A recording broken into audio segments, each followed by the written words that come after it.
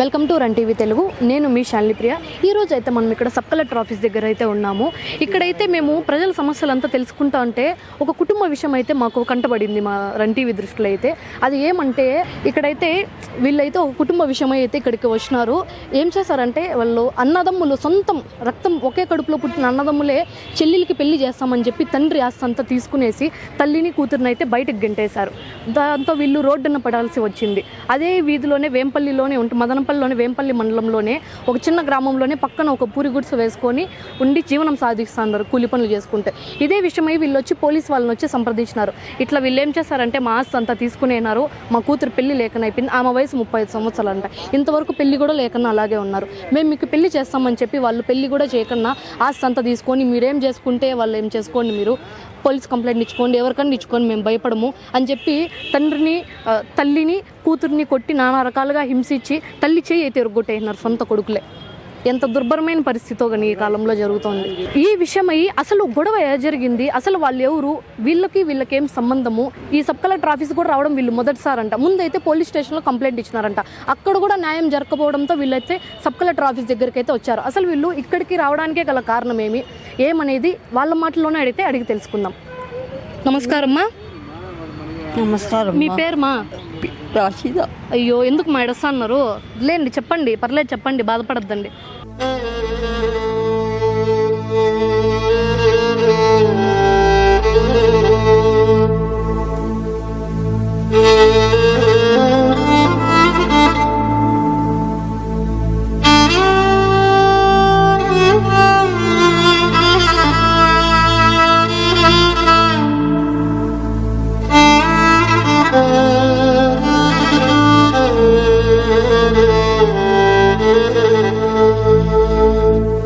ఎడ్చొద్దండి. మీ పేరు? P రాషిదా. P రాషిదానా? ఏమి ఇక్కడ రావడానికి మీరు కారణం ఏమ్మా? మేము ఇక్కడ రావడానికి ఇంట్లో పరిస్థితి బాగలేదు.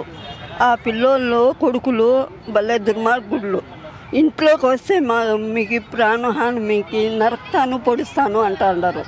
మడికల్లో పోతే నరికేస్తారంట. ఒక దూడ మేము కొనుక్కున్నాం, ఆ దూడ గిడ్డి వేయనీరు, పోయకూడదంట, కొడీలు ఎత్తుకొని తిరుగుతా అంటారు. ఎవరు? నా కొడుకులు. వాళ్ళు మీ సొంత కొడుకులేనా? సొంత కొడుకులే వీళ్ళు ముగ్గురే. ముగ్గురు? మీ బిడ్డలు ముగ్గురు? ముగ్గురు. ఒక మగునికి పుట్టిండేది బిడ్డలు. 5 ఏళ్ళు అయింది నా భర్త చచ్చిపోయి. మీ భర్త చనిపోయి 5 సంవత్సరాలు అవుతాను. 5 సంవత్సరాలు తర్వాత ఈ 2 ఏళ్ళ నుంచి వాళ్ళు ఇరవడానికి తిరుగుతూ ఉంటారు. ఇప్పుడు కూడా మేము ఇంటికి పోతే మాకు భయము. వాకిలికి తన్నుకొని వస్తారు కొట్టేదానికి. ఓకే, వాళ్ళు ఎందుకు మా ఇట్లా ఆస్తి అంతా తీసుకొని మిమ్మల్ని ఇట్లా బయట గెంటేశారు? గంటేస్తా ఉంటారు, చెప్పిన వాళ్ళు మాటలు బయట వాళ్ళవి గంటేస్తా ఉండేది. చేయాలంటే ఈ బిడ్డకి ఒక 1/2 ఎకరా భూమి ఇచ్చి నగలు ఇచ్చేసి పెళ్లి చేసిండ్రా అని అడిగినాను. నేను కన్న తల్లి అడిగింది, ఏమ్మా తప్పేముందులే చెప్పు, మేమేమో అది కూడా అయ్యేమో పెళ్లి చేయము, 1/2 ఎకరా అయ్యేమో, నీ పేరుతోనే లేదు భూమి అంతా మాకే అని పేపర్లు ఎత్తుకొని పోయి మంచి మాటలతో ఎత్తుకొని పోయి పెట్టుకున్నారు. అంతే. అప్పుడు అందరూ మీరు, మీ కొడుకులు, మీరు, మీ కూతురు అందరూ కలిసే ఉన్నారా? కలిసే ఉండారా. ఈ గంట వచ్చినప్పుడు వచ్చిందే ఒకడు దొంగ నిలబడతాడు బయట. చిన్నోడు, పెండ్లి కానోడు, పెండ్లి అయిండోడు బీరువా ఇప్పి అన్నీ ఎత్తుకొని సర్దుకొని వెళ్ళిపోయింది. ఏం రా నాయన అని నన్ను ఏమనలా, అడిగితే ఇస్తారు కదా అని. మీ పేరుతో ఏముంటే అది మీరు ప్రూవ్ చేసుకోండి, కోర్టుకి వేసుకోండి, ఎక్కడన్నా పోండి, వాటికి వస్తాము అండ్రి. పోలీస్ కంప్లైంట్ ఇచ్చినాము. పోలీస్ కంప్లైంట్ ఇచ్చినాము. వాళ్ళు పిలుపు పంపించి విచారించి వానికి 2 ఏళ్ళు వానికి 2 ఏళ్ళు కొట్టించినాము. అబద్ధం చెప్పను, నిజం చెప్తా ఉండేది. పోలీసు వాళ్ళు ఏమని చెప్పినారు ఈ విషయం గురించి? రే యాల్రా ఉండేది ఒక చెల్లెలు, ఈ పాపకి పెళ్లి చేయండిరా, వాడిని ఆ పాపకి మీ భూమి మీరు తీసుకోండి. అదో ఈ పాప 1/2 ఎకరా అడుగుతా ఉంది, నేను 1/2 ఎకరా అడుగుతా అంట. భూమి ఏమో చాలా ఉంది. వాళ్ళు ఉరువే నీ పేరుతో ఏముంటే అది ఆడైనా కానీ చేసుకోపో అని చెప్తా ఉన్నారు. మేమిద్దరు ఆడవాళ్ళు ఆయప పట్టుకోవాలా, ఇది నీట్లు రావాలా. ఆస్తి అంతా ఎవరి పేరు మీద ఉండిందమ్మా? షరీఫ్ ఖాన్ పేరుతో. మీ భర్త పేరుతో? నా మగుని పేరుతో. ఆ భర్త చచ్చిపోయినాక ఆ భూమి ఎవరి పేరుతో వస్తుంది చెప్పండి అమ్మా. ఇంకే చెల్లుతుంది. ఎవరికే కదా చెల్లుతుంది. ఇప్పుడు నేను సంతకం పెడితేనే కదమ్మా. అవునవును, మీ సంతకం ఉండాలి. ఇప్పుడు నేను సంతకం పెడితేనే వాళ్ళకి చెల్లేది. నీ నుంచి ఏమి కాదు పో, మీకు ఒక సెంటు రాదు, మీరు ఎక్కడెక్కడ తిరుగుతారు అక్కడ పో, మేము ఆడికి వస్తాము అన్నారు. ఇప్పుడు ఆస్తి పేపర్లన్నీ మీరందరూ కలిసి ఉన్నప్పుడు అక్కడే ఇంట్లోనే ఉన్నాయన్నారు కదా, వాళ్ళు అక్కడికి ఎత్తుకొని వెళ్తా ఉన్నప్పుడు మీరు ఇంట్లోనే ఉండిన్నారు. అప్పుడు ఉన్నాము. ఇంత దుర్మార్గుడు చేస్తారు.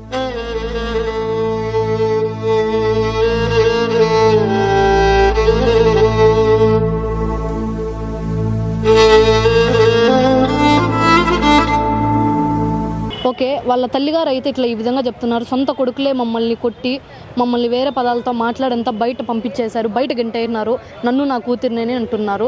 ఒకసారి వాళ్ళ కూతురు మాటల్లో కూడా అసలు ఏమి అని చెప్పి మిగతా వివరాలు కూడా కనుక్కుందాం. నమస్కారం అమ్మా, మీ పేరు? షహనాజా. అసలు ఎందుకు మా ఈ గొడవ ఇంత, ఫస్ట్ ఎట్లా మొదలైంది అసలు ఈ గొడవ? పెళ్లి చేయింది అడిగినా 35 ఏళ్ళు అవుతుంది, నాకు ఇంతవరకు పెళ్లి చేయలేదు. మా నాన్న 5 ఏళ్ళు అయింది చనిపోయి. సొత్తులు అన్నీ తెచ్చిపెట్టేసినారు, మా నాన్న తెచ్చిపెట్టినారు. అవి ఎత్తుకొమ్మయి వాళ్ళే వాడుకుంటాండారు, అవి ఇవ్వమంటున్నారు, పెళ్లి చేయమంటున్నారు, భూమిలో భాగం కూడా లేదు అని అంటున్నారు.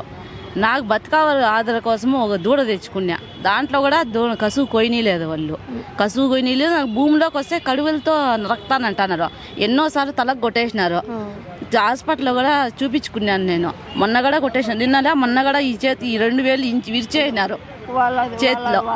ఫోన్ చేసి రికార్డింగ్ లో ఇట్లా తిప్పేసినారు. మొన్న కూడా కాలుతో కూడా సెల్లు కూడా కింద వేసి తొక్కేసినారు. చిన్నోడు పెద్దోడు కూడా. వాళ్ళకు ఒక పెద్ద ఆయనకు పెళ్ళి అయింది, ఒక 2 బిడ్డలు, ఇద్దరు మగ బిడ్డలే వాళ్ళకిద్దరికి. మగ బిడ్డలు అంతా వాళ్ళకే చూసేస్తున్నారు. చిన్న ఆయనకు పెళ్లి కాలేదు, మొత్తం అంతా వాళ్ళకే పెట్టేస్తున్నారు. ఊరికేనే అప్పులు ఉన్నాయని, అప్పులు నేను భాగం పెడితే నాకు సొత్తులు ఇస్తారంట, పెళ్లి చేస్తారంట, లేకంటే ఇయ్యరంట. నువ్వు ఆటికన్నా పో, కోర్టుకన్నా పో, నువ్వు దానికన్నా పో, నువ్వు ఏమన్నా చేసుకో, మాది ఏమీ పెరగలేదు కదా అని గలీజ్ మాట్లాడినారు. నాకు జరక్క పనికి పోతా అంటే పోయిండే తాళంతా వాళ్ళతో అక్రమ సంబంధం అంటగడుతున్నారు. ఊర్లో కూడా వచ్చి విచారించుకోండి, ఇట్లన్నీ చేస్తున్నారు వీళ్ళు. ఓకే, పోలీస్ కంప్లైంట్ ఇచ్చినారు కదా, పోలీసు వాళ్ళు మీ ఇంటికి ఏమన్నా మీరుండే స్థలానికి వచ్చి వాళ్ళకి ఏమన్నా వార్నింగ్ ఇచ్చేది అట్లా ఏమన్నా చేశారా? ఇచ్చింటే వాళ్ళని ఇద్దరిని రమ్మని చెప్పినారు. వచ్చిన ఒక 2 ఏళ్ళు కొట్టినారు, వీళ్ళకి 2 ఏళ్ళు వాళ్ళకి 2 ఏళ్ళు కొట్టినారు. 3 నెలలు టైం ఇచ్చినారు. టైం ఇచ్చినా కూడా మళ్ళీ 3 నెలలు అట్లా ఉండిపోయి మళ్ళీ ఇట్లా కొట్టే పని స్టార్ట్ చేస్తున్నారు. మీరు మళ్ళీ వెళ్ళి ఒకసారి చెప్పిండొచ్చు కదా, ఒకసారి మళ్ళీ వెళ్ళి ఇట్లా మళ్ళీ మీరు 3 నెలలు గడువు ఇచ్చినా కూడా వాళ్ళు మళ్ళీ మమ్మిందే కొడుతున్నారని చెప్పి మళ్ళీ ఒకసారి కంప్లైంట్ ఇచ్చిండేది. వీటికి వచ్చినాం మేడం. ఇప్పుడు మేము ఆడ ఒప్పుకున్నారు మేడం, ఇచ్చేస్తాము, పెళ్లి చేసేస్తాము, ఆడ దగ్గర ఇచ్చేస్తాము అని ఆ స్టేషన్లో ఒప్పుకున్నారు. మళ్ళీ ఇంటికి అట్లా తిరగబడుతున్నారు, కొట్టేదానికి వస్తున్నారు. అంటే ఫస్ట్ ఒకసారి మీరు వచ్చి అక్కడ వెళ్ళి పోలీస్ స్టేషన్ కంప్లైంట్ ఇచ్చి అక్కడ వాళ్ళు వార్నింగ్ ఇచ్చేంత వచ్చింటే సెకండ్ ఇక్కడికి వస్తున్నారు మీరు? ఇక్కడికి వస్తున్నాం మేడం. మేము అట్లా చేస్తాను. నిన్నలే మొన్న కూడా మేడం భూమిలోకి వస్తే నరికేస్తా, పశువు పోయి కూడా రాని, మీకు సంబంధం లే, 1 సెంటు కూడా మీకు రాదు, మాకు పెళ్లి చేయరంట. నా నగలు వాళ్ళే ఎత్తుకొని చేసుకున్నారు. నగలు కూడా ఎత్తుకొని వెళ్ళిపోయినారు మేడం. 100 గ్రాములు బంగారం మా నాయన నాకు తెచ్చి పెట్టినాడు, మొత్తం ఎత్తుకొని వాళ్ళే దోచుకుంటా అన్నారు. మా భూమి చాలా ఉంది, మాకి 3-4 ఎకరాలు ఉంది. ఆ భూమిలో అంత మొత్తం వాళ్ళే చేసుకొని తింటాడారు. ఇంట్లో మా నాన్న ఉన్నప్పటికీ 5 లక్షలు ఉన్నాయి డబ్బులు. 5 లక్షలు భూమి, ఈ నగలు మొత్తం వాళ్ళే చేసుకునేస్తున్నారు. నాకు ఏమీ లేవు మేడం. నాకు ఇది ఒకటి తప్ప నాకు ఇంకేమీ లేదు. 3 సార్లు కొట్టేసి చెవుల్లో కమ్మలించేసినారు. కూలీ పోయి తెచ్చుకున్నా. కొట్టిండే ప్రతి ఒక్కసారి కూడా నేను 10,000 ఎగేసి పోయి పని చేసుకొని పోయి తెచ్చుకున్నా. అది కూడా ఇంచి పెట్టేసినారు. ఓకే, ఇప్పుడైతే ఈరోజు సబ్ కలెక్టర్ ఆఫీస్ దగ్గరకు వచ్చినారు కదమ్మా, ఇక్కడ అర్జీ పెడదామని చెప్పి. ముఖ్యంగా ఏ విషయమై ఇక్కడ మీరు అర్జీ పెడదాం అనుకుంటున్నారు ఆఫీస్లో? అదే బంగారు ఇలా నాకు పెళ్లి చేయాల 35 ఏళ్ళు అవుతుంది. భూమి ఇల్లు భాగం భూమిలో కూడా ఇలా అదన్నా అమ్మి పెళ్లి చేస్తామని మా పెద్ద మనుషులు ఒప్పుకున్నారు. అది ఇవ్వట్లేదు. ఇంక ఏ రకంగా మేము పెళ్లి చేయాల్సింది వాళ్ళు. మా అమ్మ కూడా ఏ రకంగా, ఇంకా మా అమ్మ పని చేయలేదు. మా నాన్న చనిపోయి 5 ఏళ్ళు అవుతుంది. ఇంకెట్లా నేను ఆ రకంగా నేను బతకల్లా. ఇంట్లో ఉండేదానికి కూడా కొట్టేస్తున్నారు, నరికేదానికి కూడా వస్తున్నారు. ఎన్నోసార్లు కొట్టి కూడా ఇంక చంపేస్తామని బెదిరిస్తున్నారు. ఓకే అండి, ఇది అండి సమస్య. అసలు సొంతం కడుపు పుట్టిన అన్నదమ్ములు అక్క చెల్లెళ్ళకే ఇప్పుడైతే ఇలాంటి దుర్భరమైన పరిస్థితి రావడం అనేది నిజంగా చాలా బాధాకరం. సో పెళ్లి చేసి వాళ్ళ నగలు కూడా ఎత్తుకొని వెళ్ళిపోయి బంగారం అంతా కూడా ఎత్తుకొని వెళ్ళిపోయి వీళ్ళని రోడ్లలో అయితే బయటకు గంటేసినారు. ఇప్పుడు ఆ తల్లి ఆ కూతురు అయితే ఏదో చిన్న చిన్న కూలి పనులు చేసుకుంటూ జగనన్న ఇచ్చిండే గవర్నమెంట్ స్థలం ఉంటే ఆ స్థలంలో చిన్న ఇల్లు కట్టుకొని అక్కడైతే చిన్న ఏదో స్థావరం వాళ్ళు అయితే ఏర్పాటు చేసుకొని కూలి పనులు చేసుకుంటా వాళ్ళ అమ్మని పోషించుకుంటా ఆమె అయితే జీవనం సాగిస్తున్నారు. ఇప్పుడైతే వీళ్ళు ఈ విషయమే అయితే ఇక్కడ అర్జీ పెట్టుకుందామని చెప్పి వచ్చినారు. ఓకే, ఈ సమస్యను వీళ్ళైతే కొంచెం ఎక్కువ సీరియస్గా తీసుకొని ప్రభుత్వం దృష్టికి తీసుకువెళ్ళి వీళ్ళ సమస్య తొందరగా పరిష్కారం అయ్యి వీళ్ళ ఆస్తి వీళ్ళకి వచ్చేసి వీళ్ళ కుటుంబం బాగుండాలని రన్ టీవీ నుంచి అయితే మేము కోరుకుంటున్నామండి.